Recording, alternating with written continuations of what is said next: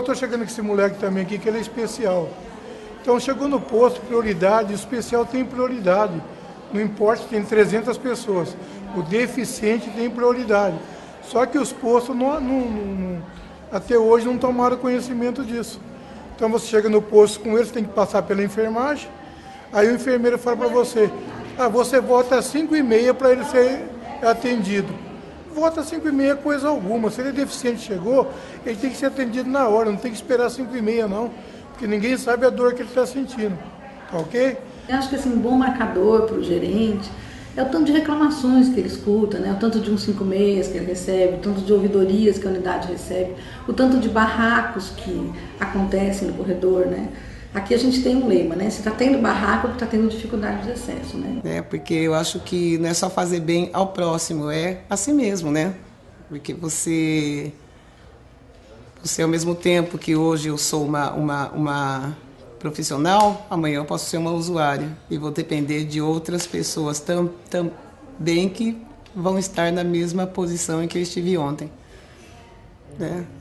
Nunca esquecer que nós somos seres humanos.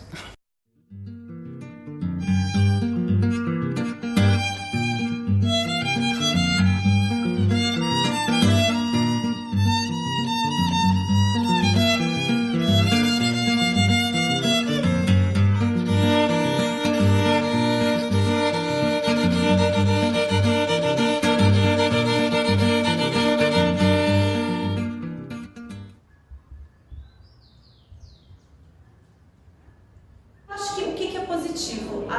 O centro de saúde, ele é às vezes a única porta aberta que esse paciente tem. Então ele chega, de alguma maneira ele chega, mesmo que não tenha a ver com a saúde, ele traz essa demanda e aí fica a responsabilidade da unidade em tentar buscar parcerias mesmo, e aí que entra a importância de você conseguir trabalhar em rede, porque sozinho você não consegue, né?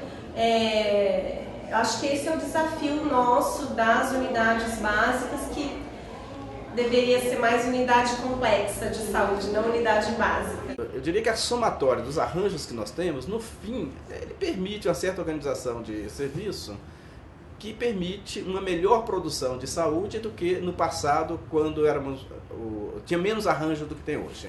Gosto muito de alguns arranjos, me parecem bastante centrais. Gestão participativa, acho que ele é fundamental nesse processo de acolhimento.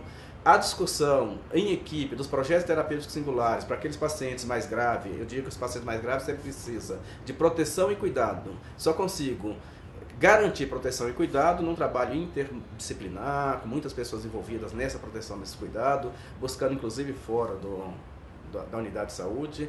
Acho que está chegando uma coisa mais recente no SUS, embora esteja na Constituição, mas só agora a gente começa a trabalhar, que é perceber que o acolhimento não se dá única e exclusivamente no espaço da unidade de saúde, mas no sistema, na rede. Então isso é outro arranjo bastante interessante que tem aparecido.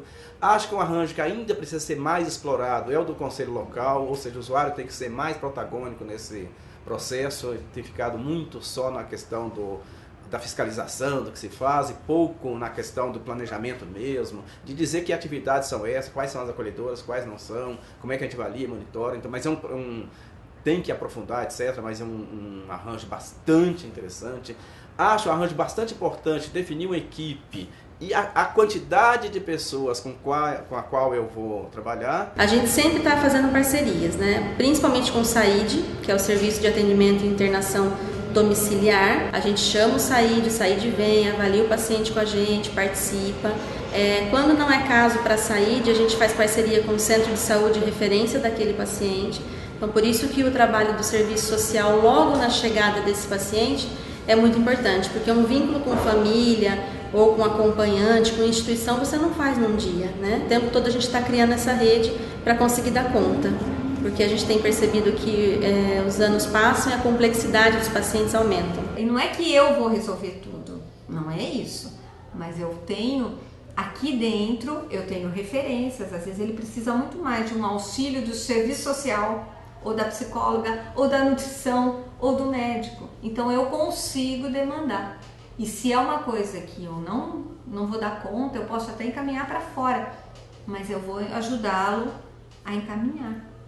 Se esse paciente não pôde ser atendido totalmente aqui, precisar ir para um nível, né, secundário, terciário, a gente faz esse encaminhamento, a gente entra em contato com o paciente, ou por telefone, ou o próprio agente comunitário vai e leva essa resposta que, olha, você precisa ser atendido lá na Unicamp ou no Mário Gatti, está aqui o dia da sua consulta, né? E depois a gente também tenta fazer esse feedback, o que aconteceu lá, como foi o atendimento, qual foi a proposta, né? E porque na maioria das vezes ele retorna e vem contar, né, o que foi, qual foi o tratamento indicado.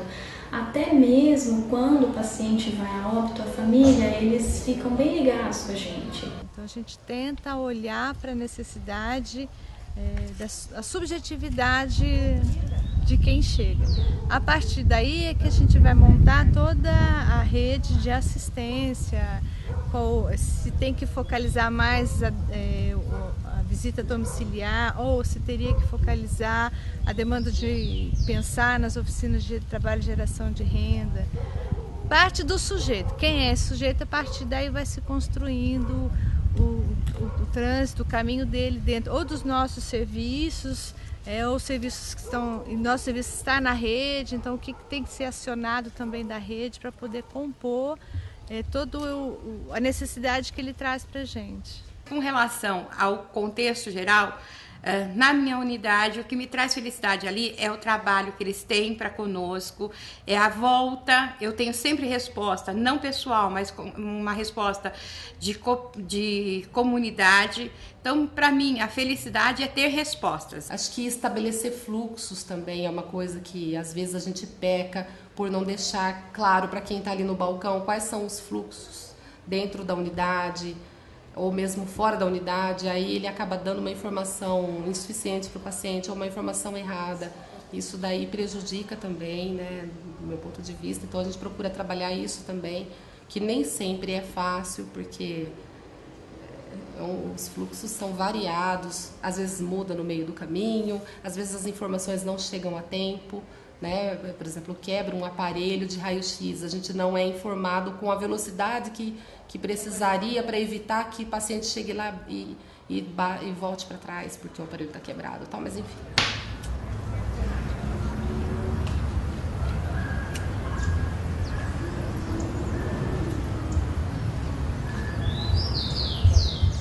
Durante toda a minha vida, eu estou com 55 anos, eu tive plano de saúde da Unimed, do Samaritano, mas uma infinidade de coisas. Eu tinha uma visão do SUS extremamente negativa, né?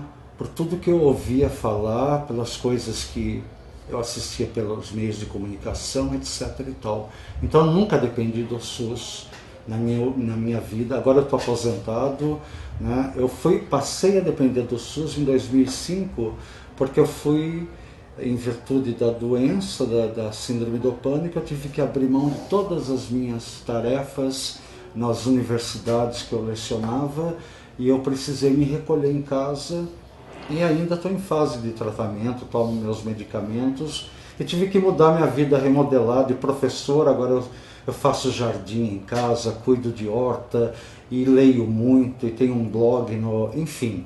Eu cheguei muito mal em 2004, eu tive que pedir a conta, fiquei sem um tostão durante um ano, né? Eu sempre tive dinheiro na minha vida, sempre tive bons salários, aí eu caí de cama, sem medicamentos, sem nada.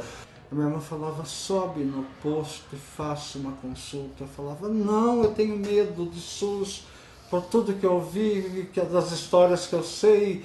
Não, você não me deixa doente aqui na cama, largado. Eu passei 2004 inteirinho, praticamente vegetando numa cama. Meu Deus, a hora que eu cheguei aqui, imediatamente eu fui recepcionado por um médico que era uma simpatia. E ele me colocou imediatamente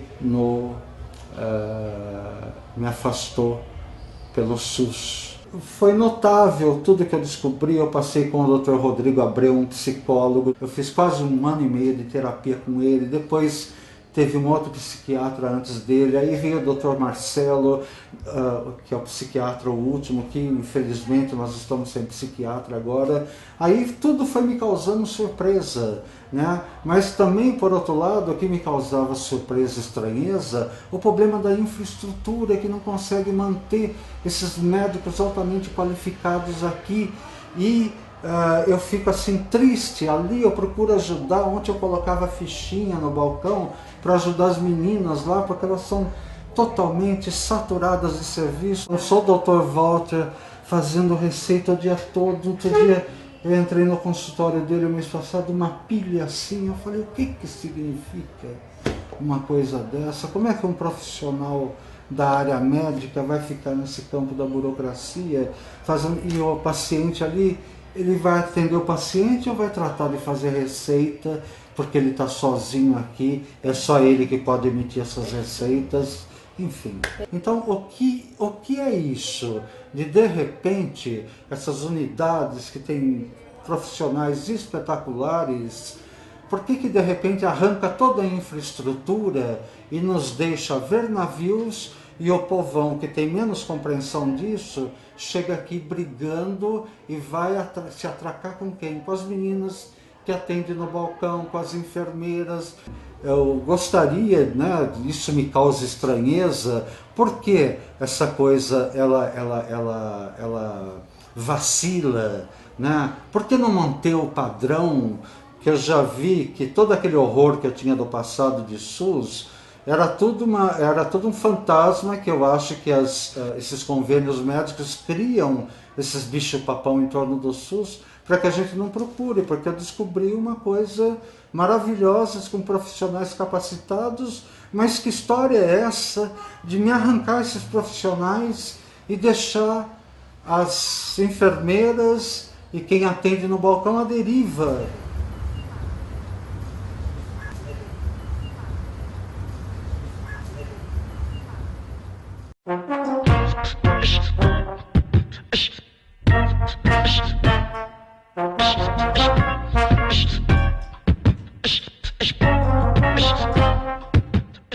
A partir do momento que eu entro na recepção e que eu recebo o primeiro paciente, eu sei que é o que eu gostaria, é o que eu quero fazer para o resto da minha vida. E eu já vejo que a recepção está de maneira adequada, está recebendo a minha pessoa de acordo com talvez a minha situação de procura para a unidade e o retorno.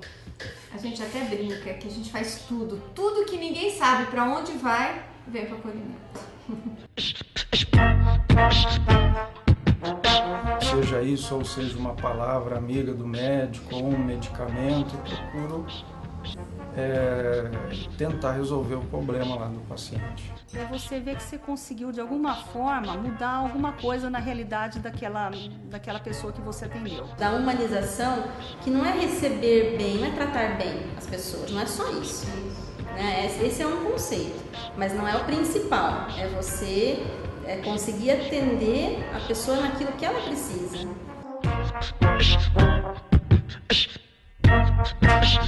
Uma sala com a plaquinha acolhimento não faz acolhimento. A equipe de referência é quem conhece o território, já conhece aquela família, né?